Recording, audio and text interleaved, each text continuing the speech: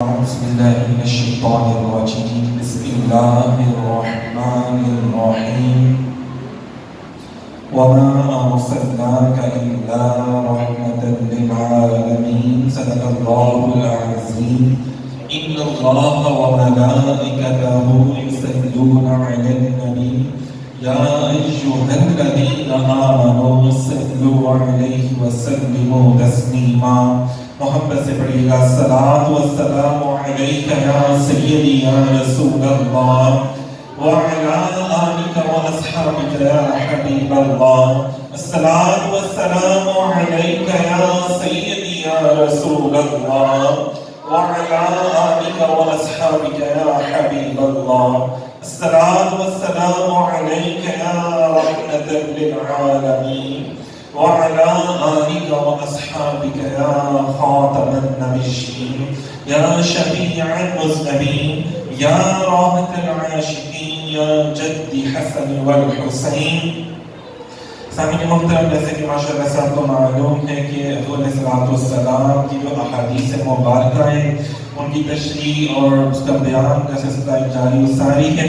اسی حوالے سے ماشاءاللہ سے آج ایک حدیث پاک ہے. ویسے تو ماشاءاللہ تمام جو احادیث ہیں وہ ہماری تربیت کے لیے ہیں. حضور علیہ السلام کی جو احادیث ہیں وہ سب کی سب ہماری تربیت کے لیے ہیں. تو اس لیے یہاں پہ جو تربیت کے حوالے سے جو احادیث ہیں وہاں پہ بیان کی جاتی ہیں تاکہ ہماری بھی اصلاح ہو، وہ ہم اچھی باتیں سنیں اور سرکار کی باتیں سنیں اور وہ باتیں جو ہیں وہ اپنے گھر والوں کو، بہن بھائیوں کو، دوست احباب کو بھی انشاءاللہ تعالیٰ آگے بیان کریں. اچھی باتوں کو شیئر کرنا بھی ثواب ہے.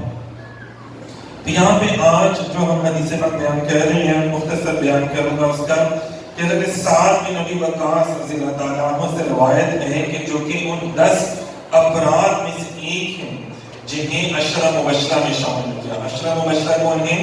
10 ایسے صحابہ رسول صلی اللہ علیہ وسلم جن کو نبی پاک صلی اللہ علیہ وسلم نے ان کی ظاہری زندگی میں، ابھی وہ ظاہری طور پہ موجود تھے، تو حضور نے فرمایا کہ یہ جنتی ہیں، اگر کسی نے دیکھنا ہو جنتی کیسے ہوتے ہیں تو آپ ان کو دیکھ لو. جس میں سے چاروں جو خلفاء ہیں ان کا ماشاءاللہ سے نام مبارک ہے. حضرت ابوبکر صدیق رضی اللہ تعالیٰ عنہ، حضرت عمر فاروق رضی اللہ تعالیٰ عنہ، پھر سیدنا عثمان غنی رضی اللہ تعالیٰ عنہ، حضرت مولا علی شریف خدا رضی اللہ تعالیٰ عنہ، اسی طرح حضرت طلحہ رضی اللہ تعالیٰ عنہ، حضرت زبیر رضی اللہ تعالیٰ عنہ، حضرت عبد الرحمن بن عوف، حضرت سعد بن ابی وقاص، حضرت سعید بن زید اور حضرت ابو عبیدہ بن جراح رضی اللہ تعالیٰ عنہ. اسی طرح اور بھی کچھ ایسی ہستیاں ہیں جن کے بارے میں حضور نے جنت کی بشارت دی. جس طرح ہم پڑھتے ہیں کتابوں میں سیدہ پاک بی بی فاطمہ الزہرا سلام اللہ علیہا جنت کی خواتین کی سردار ہیں، اور جو مرد ہیں ان کے سردار ہیں حضرت امام حسن اور امام حسین پاک رضی اللہ تعالیٰ عنہ. اسی طرح اور بھی روایات آتی ہیں. مبارک حضرت سعد بن ابی وقاص رضی اللہ تعالیٰ عنہ کی شان ہم نے بیان کی کہ یہ معتبر ترین صحابہ میں ان کا شمار ہوتا ہے اور عشرہ مبشرہ جنتی صحابہ میں. فرماتے ہیں کہ حجۃ الوداع کے موقع پر شدید مرض کی وجہ سے رسول اللہ صلی اللہ علیہ وسلم میری عیادت کو تشریف لائے. اب دیکھیں بیماروں کی عیادت کرنا بھی حضور کی سنت ہے.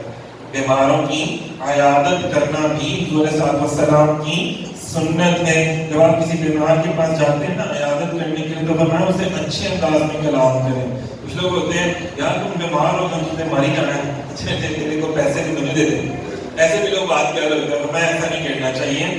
پیار اور محبت سے بات کرنی چاہیے اور دلاسا دینا چاہیے. اللہ تعالیٰ سے دعا ہے کہ اللہ تعالیٰ آپ کو صحت تندرستی اور شفا کامل عطا فرمائے، آپ دوبارہ سے جو ہے وہ زندگی کو اچھا بہتر طریقے سے گزار سکیں.